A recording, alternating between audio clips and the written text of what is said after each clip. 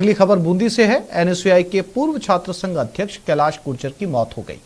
खदान में भरे पानी में डूबने से मौत हुई है। डाबी थाना पुलिस ने शव निकालकर मोर्चरी में रखवा दिया है। परिजनों की मौजूदगी में शव का पोस्टमार्टम होगा। एनएसयूआई के पूर्व छात्र संघ अध्यक्ष कैलाश गुर्जर की मौत पानी में डूबने से हुई है। अब सवाल ये उठ रहा है कि आखिर पानी में कैलाश गुर्जर पहुंचे कैसे, पानी में डूबने से कैसे मौत हुई। अब इस पूरे मामले की पुलिस ने जांच शुरू कर दी है। क्या ये नेचुरल डेथ थी या कोई और वजह, इसकी जानकारी जुटाई जा रही है।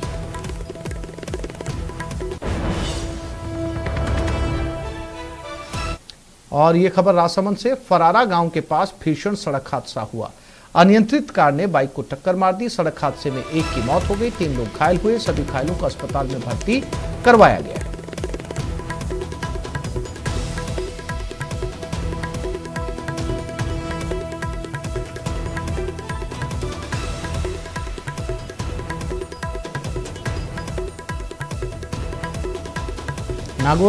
नागौर जिले के कुचेरा बाईपास पर एक ट्रेलर ने बाइक को टक्कर मार दी। हादसे में बाइक सवार 2 युवकों की मौत हो गई। दोनों मृतक शादी का कार्ड बांटने जा रहे थे। इस दौरान सड़क हादसे का शिकार हो गए। हादसे की सूचना पर पहुंची पुलिस ने दोनों मृतकों के शव को सामुदायिक स्वास्थ्य केंद्र की मोर्चरी में रखवा दिया है। पुलिस ने आगे की कार्रवाई शुरू कर दी है।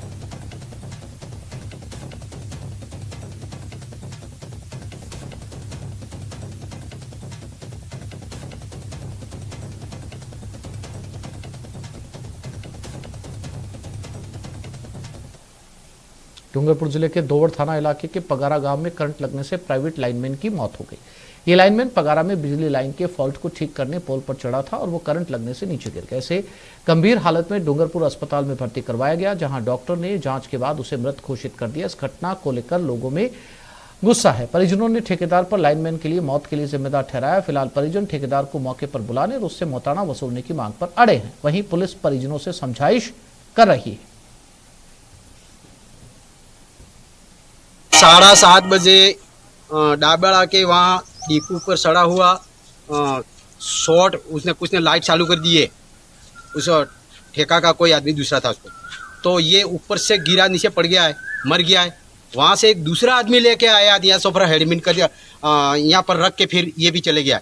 इसके बाद टीम आई है इसकी, इस विभाग वाले की, तो उसी झाड़ पे नीचे खड़ा रह के उसको जो बात करनी है वो करके यहाँ से रवाना हो गया है। जयपुर में एक युवक की संदिग्ध मौत का मामला। अपार्टमेंट की 4थी मंजिल से गिरकर मौत हो गई। 2 महीने बाद मां ने झोटवाड़ा थाने में केस दर्ज करवाया। बेटे के दोस्तों पर अपार्टमेंट से फेंककर हत्या का आरोप है। भट्टा बस्ती में संजय नगर का था 26 वर्षीय इब्रार के दोस्त और उसकी पत्नी सहित 3 पर केस दर्ज हुआ। 2 फरवरी रात 10 बजे अपार्टमेंट की बालकनी से ये शख्स गिरा था। झोटवाड़ा थाना पुलिस अब इस पूरे मामले की जांच कर रही है।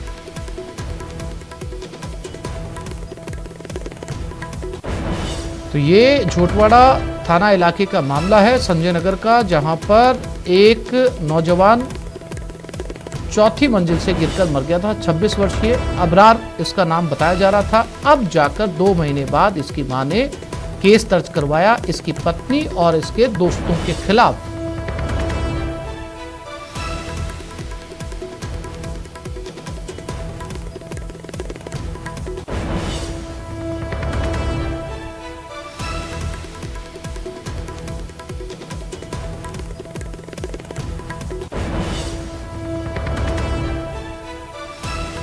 तो फिलहाल अब पुलिस ने ये मामला दर्ज कर लिया है। जानकारी जुटाने की कोशिश की जा रही है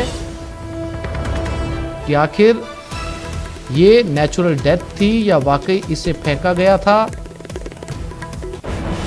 दोस्तों से पूछताछ होगी, पत्नी से पूछताछ होगी। और विष्णु शर्मा हमारे साथ जुड़ गए, उनसे बात करते हैं। विष्णु, 2 महीने बाद ऐसा क्यों लगा कि इसकी हत्या की गई है? इस बात को समझने में लंबा वक्त लग गया। देखिए, 2 फरवरी का ये मामला बताया जा रहा है कि जबकि भट्टा बस्ती में संजय नगर का रहने वाला 26 वर्षीय इब्रार अपने दोस्त के यहाँ पर गया था और ये 2 अप्रैल की घटना है, जबकि वो एक अपार्टमेंट की 4थी मंजिल पर अपने दोस्तों के साथ मौजूद था और वहीं से अपार्टमेंट से संदिग्ध हालत में गिरने से इब्रार की मौत हुई थी। लेकिन उसके बाद अब इसकी माँ का ये आरोप है कि दोस्त जो मृतक इब्रार है, उनके दोस्त रिजवान और उनकी पत्नी का आरोप है कि उन्होंने इसकी हत्या की। उनका कहना है कि लगातार ये लोग इब्रार की मौत के बाद लगातार बयान बदल रहे हैं। लगातार कभी कहते हैं कि वो एक हादसा था, कभी कहते हैं कि वो बालकनी में कबूतर को चुग्गा खिलाने गया था, इसलिए उसकी गिरने से मौत हुई। तो तमाम अलग अलग बयानों को बदलने की वजह से मां को उसके दोस्त रिजवानों पर और उसके अन्य लोगों पर शक हुआ। ऐसे में मां ने कोर्ट सियासत के जरिए ये मुकदमा झोटवाड़ा थाने में दर्ज कराया है, जिसकी जांच अब पुलिस कर रही है। जी विष्णु, जानकारी के लिए आपका धन्यवाद।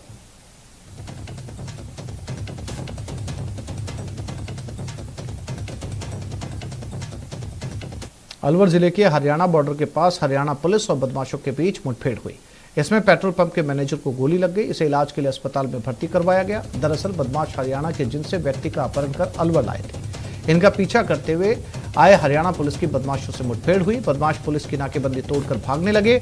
इस पर पुलिस ने गाड़ी के टायर पर गोली चलाई, जिससे गाड़ी डिवाइडर से टकरा गई। इस दौरान बदमाशों ने जब अपने आप को पुलिस से घिरा हुआ देखा तो उन्होंने भी फायरिंग शुरू कर दी। इससे पेट्रोल पंप मैनेजर को गोली लग गई। फिलहाल बदमाश पुलिस की पकड़ से बाहर है। इनकी तलाश की जा रही है।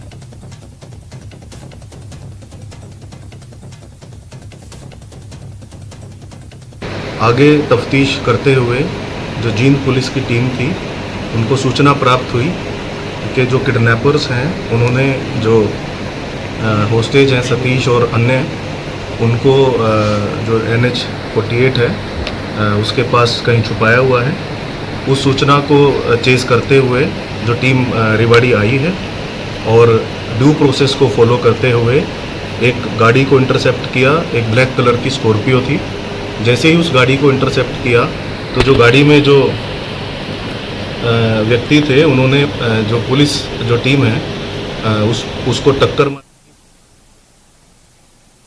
और अब बात जोधपुर की, जहां पाक विस्थापितों के गंगाना स्थित बस्ती में जेडी की ओर से की गई कार्रवाई का मामला गर्माता जा रहा है। पाकिस्तान विस्थापितों के लिए काम करने वाले सीमांत लोक संगठन के अध्यक्ष हिंदू सिंह सोडा ने मुख्यमंत्री अशोक गहलोत को पत्र लिखा है और उनके पूरे मामले की उच्च स्तरीय जांच करवाने की मांग की है। मुख्यमंत्री अशोक गहलोत को लिखे पत्र में उन्होंने जेडी के कर्मचारी और भू माफियाओं पर सवाल उठाए। प्रावधान किया गया जिसके तहत अभी जिसको विनोबा भावे नगर नाम दिया गया है, 1700 जहां पर लोगों को बसाने का प्रबंध किया जा सकता है, तो वो उसकी लेकिन रिजर्व प्राइस इतनी हाई रखी है कि वो कोई ले नहीं सकता। दूसरी उसकी जो कंडीशन है वो कंडीशन ये है कि वो भारतीय नागरिक होना चाहिए। तो हमने ये आग्रह किया कि जो चलिए वो एक पॉलिसी बन गई नागरिकों के लिए, जो रिसेंट नागरिक बन गए हैं या बनने की प्रक्रिया में, उनको भी फायदा मिल जाएगा। नकली खाद बनाने की सूचना पर प्रतापगढ़ एसपी के नेतृत्व में 19 टीमों ने कार्रवाई की। इस दौरान निम्बाहेड़ा, बेंगू, छोटी सादड़ी में एक और प्रतापगढ़ शहर में 2 स्थानों पर कार्रवाई को अंजाम दिया गया। वहीं मध्य प्रदेश के देवास में 2, सांगरपुर में 1, इंदौर देहात में 1 फैक्ट्री पर कार्रवाई की गई। इस दौरान मौके से खाद से भरा एक बैग जांच के लिए लिया गया है। प्रतापगढ़ एसपी अमित कुमार ने बताया कि पुलिस की डीएसटी को कई दिनों से एमपी और राजस्थान में नकली खाद बनाने की सूचना मिल रही थी। इस पर 19 टीमें बनाकर कार्रवाई को अंजाम दिया गया। इसमें कई थानों में मामला भी दर्ज किया गया है और इस दौरान 3 लोगों को डिटेन किया गया है।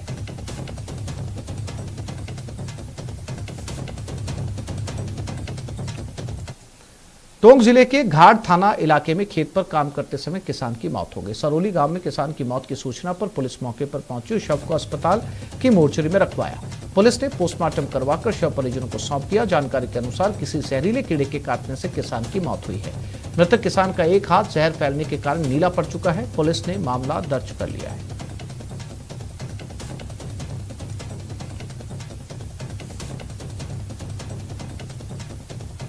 और जयपुर में पैंथर से दहशत। जयपुर आगरा रोड पर पैंथर का मूवमेंट देखा गया। कैम्बी गोल्फ क्लब में पैंथर देखा गया। आज सुबह फिर नजर आया पैंथर। वन विभाग के मौके पर पिंजरा लगा दिया है। 2 फॉरेस्ट गार्ड भी तैनात किए गए। कैम्बी गोल्फ क्लब के आसपास पूरा रिहायशी इलाका है। वन विभाग के लिए पैंथर का मूवमेंट चिंता का सबब बना हुआ है।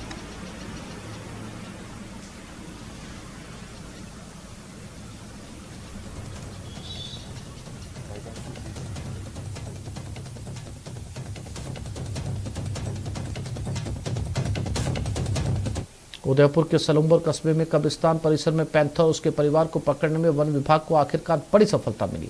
देर रात पूरा पैंथर का परिवार पिंजरे में कैद हो गया। सलुम्बर में वन विभाग दफ्तर, पंचायत समिति, पुलिस थाना, कब्रिस्तान परिसर में काफी समय से पैंथर का परिवार की मूवमेंट सुनाई दे रही थी। इसे लेकर वन विभाग की टीम ने अपनी कड़ी नजर बनाए रखी।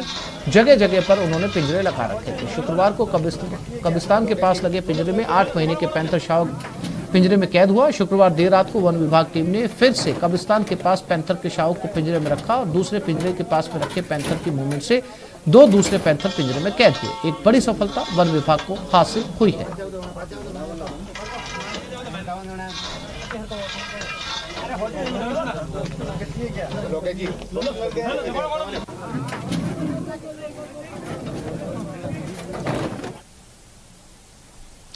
एक सिविल सेवा अधिकारी की कल्पना करते हुए हम नौकरशाही फाइलों के ढेर, लाल बत्ती और नियमित नौकरी पोस्टिंग के बारे में सोचते हैं। पारंपरिक काम और सामाजिक कौशल का एक पेचीदा मिश्रण। यह उस तरह का काम है जो हर समय हम अपने लिए ले सकते हैं। इन्हीं में से एक नाम है सूरज नेगी, जो सवाई माधोपुर में एडीएम के पद पर तैनात हैं। जिम्मेदार पद पर होने के बावजूद समाज को साहित्य और संस्कार से जोड़े रखने के लिए पिछले कई सालों से साहित्य लेखन का काम कर रहे हैं। उनके द्वारा अब तक 5 उपन्यास सहित कहानियां, निबंध और कई आर्थिक सामाजिक विषयों पर आलेख लिखे जा चुके हैं। इन दिनों उनका पाती लेखन खासा चर्चाओं में है।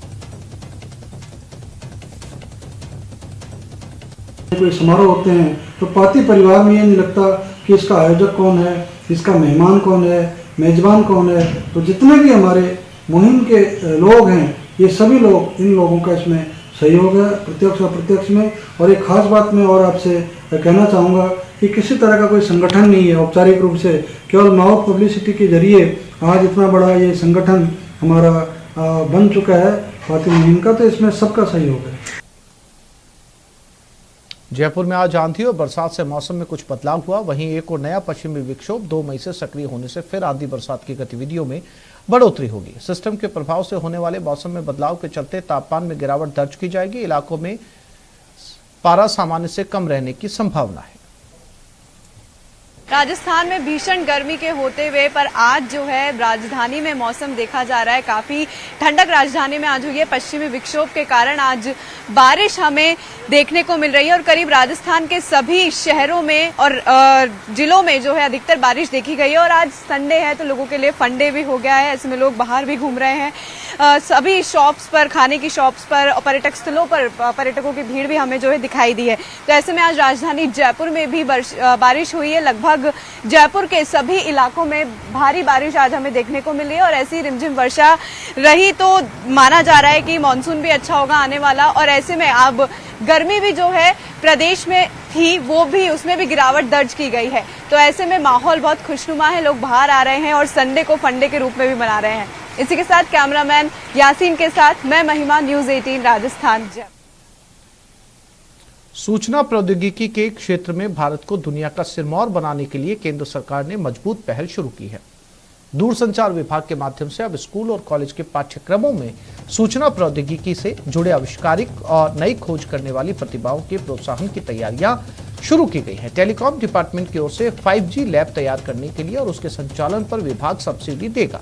इसके लिए केंद्र सरकार ने 5G सर्विस से संबंधित स्टार्टअप शुरू करने के लिए सालाना 500 करोड़ रुपए की सब्सिडी देने का निर्णय किया है। इसी दिशा में देश भर में 100 5G टेस्ट लैब स्थापित किए जाएंगे। केंद्र सरकार की इस योजना में 15 नए कोर्स जोड़ने की तैयारी है। अक्टूबर में इंडिया में 5G सर्विस प्राइम मिनिस्टर द्वारा लॉन्च की गई थी। उस लॉन्च के साथ ही सरकार की यह प्रयास है कि हम केवल 5G सर्विस का उपयोग ही ना करें बल्कि इसका विकास, डिज़ाइन, डेवलपमेंट, रिसर्च भी इंडिया में हो। इसके लिए 2 तरह से डिपार्टमेंट ऑफ टेलीकम्युनिकेशंस ने इनिशिएटिव लिए हैं। पहला, AICTE के साथ मिलके कुछ 5G के कोर्स डिज़ाइन किए हैं जो कि अंडर ग्रेजुएट कोर्सेज में पढ़ाए जाएंगे। तो इस बुलेटिन में फिलहाल इतना ही। नमस्कार।